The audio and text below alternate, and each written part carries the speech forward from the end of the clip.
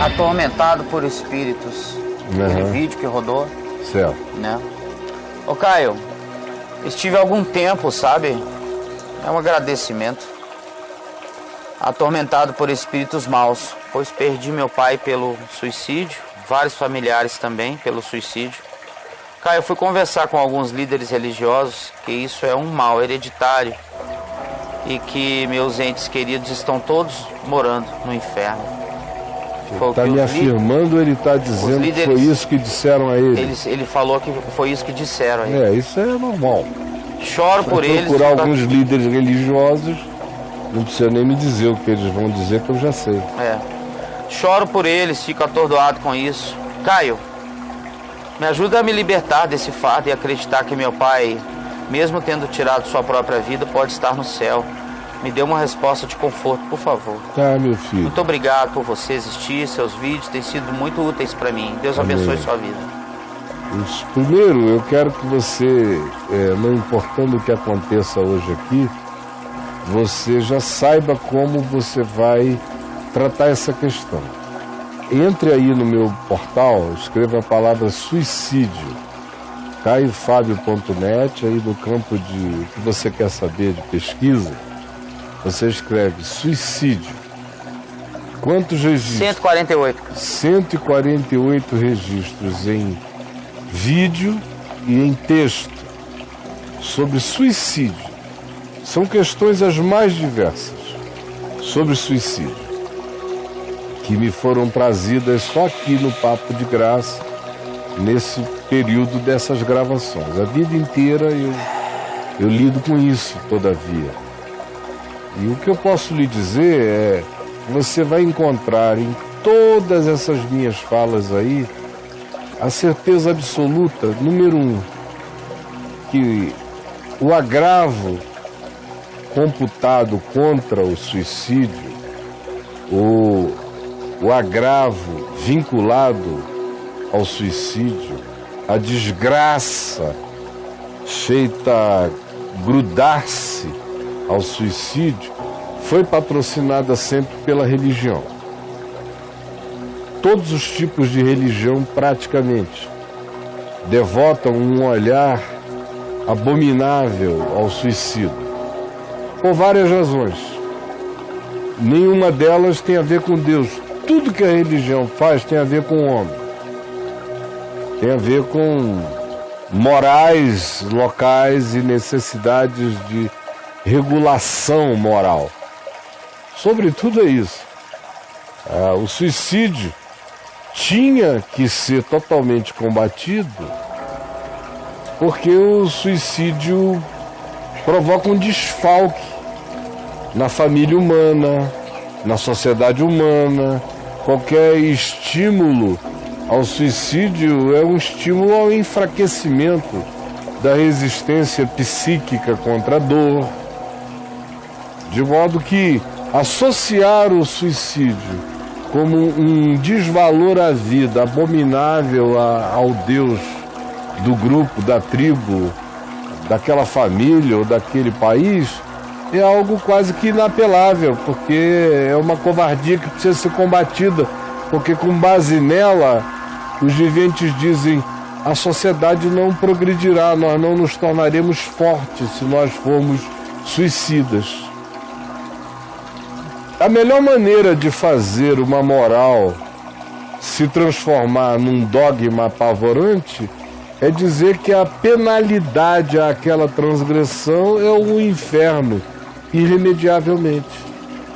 Então, para uma grande calamidade como o suicídio, uma grande penalidade como a irremediabilidade do inferno automática, que é para ver se os indivíduos se controlam em relação a não se suicidarem pela via de um medo maior do que a angústia suicida que neles provoca a vontade de morrer.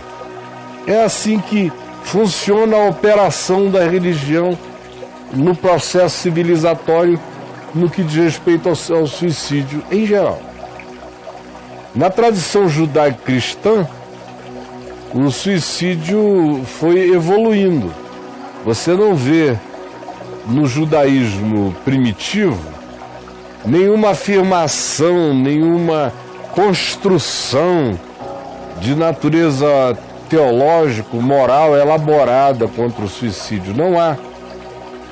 Você começa a ver depois, no ensino posterior ao ensinamento bíblico, já, vamos assim dizer, na perspectiva da filosofia ética dos rabinos de Israel, começou a surgir a doutrinação anti-suicida em relação a se começar a construir uma escatologia negativa para o destino do suicídio.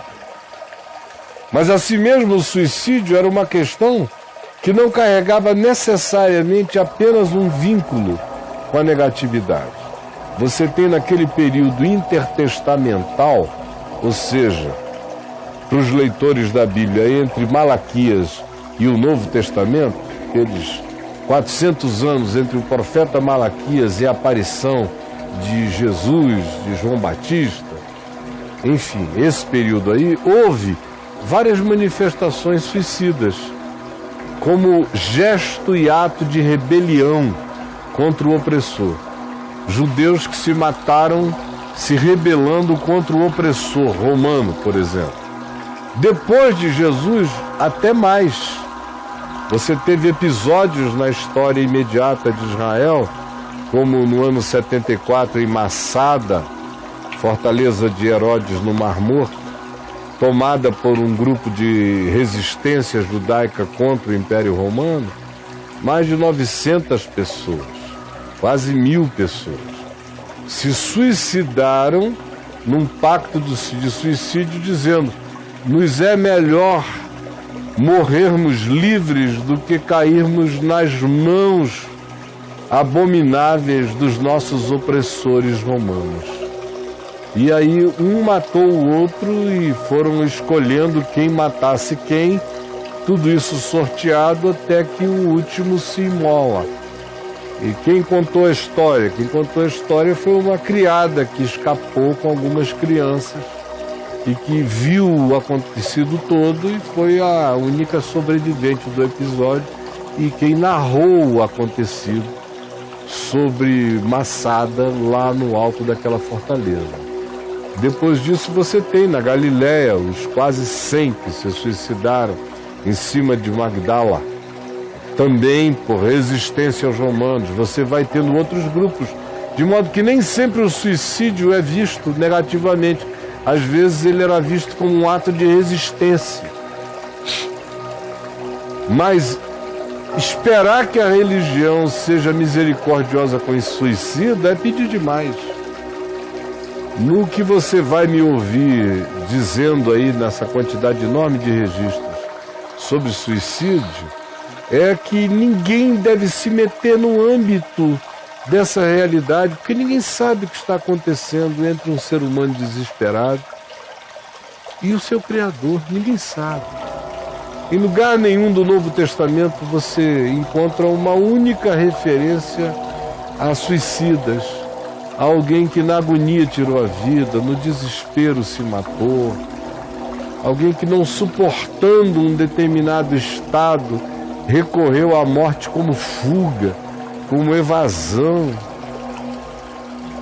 Ninguém com um pingo de misericórdia consegue olhar de modo perverso para aquele que se suicidou. Só algo muito maligno é que não contempla com compaixão misericordiosa um ato suicida.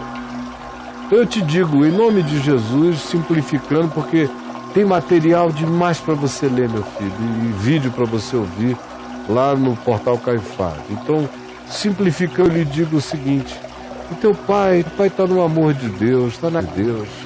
Não se assombre com isso. Isso não é um karma para ser vivido de geração em geração. Não tem que passar de uma geração para outra. Você vai me ouvir aí nesses registros contando a história do meu tio amado, tão querido, Lucilo, que se suicidou. Viveu como um esquizofrênico desde criança, não tinha tratamento, eram tempos antigos. E na angústia dele foi um grande sobrevivente, chegou praticamente a quase aos 80 anos de idade. Não suportou de agonia. Não sei nem como ele não fez isso antes, porque grande foi a angústia que ele carregou na vida. Eu só sei que ele está no amor do Pai. Ele viveu como um cristão, ele foi um louco cristão, ele foi um esquizofrênico que viveu a fé. Ou seja, antes de ser um esquizofrênico, ele era um cristão esquizofrênico. Antes de ser um louco, ele era um cristão enlouquecido, cuja loucura era orgânica, praticamente patogênica no caso dele. E o Evangelho foi a boa nova que segurou a vida toda e que até no suicídio nos deixou consolados, porque foi o suicídio de um homem cheio da vontade de amar e do amor. Eu não tenho a menor dúvida. Quando eu entrar pela porta da luz, ele vai estar lá me esperando e me dando para me dar uma balinha de hortelã, que foi o que ele me fez a vida inteira. Eu encontrava com ele, ele tinha sempre o mesmo cheirinho e ele sempre dizia: toca aqui, meu filho. E eu pegava naquela mãozinha dele e ele colocava uma balinha de hortelã na minha mão e me dava um sorriso. Ah, gente, é só a maldade humana que sai escalando pessoas para o inferno. Nós estamos no amor de Deus. Meu filho, entra lá, Portal Caiufado de Suicídio. Deixe-se consolar. Em nome de Jesus, 148 registros para lhe ajudar. Um beijo, meu filho. Fique em paz.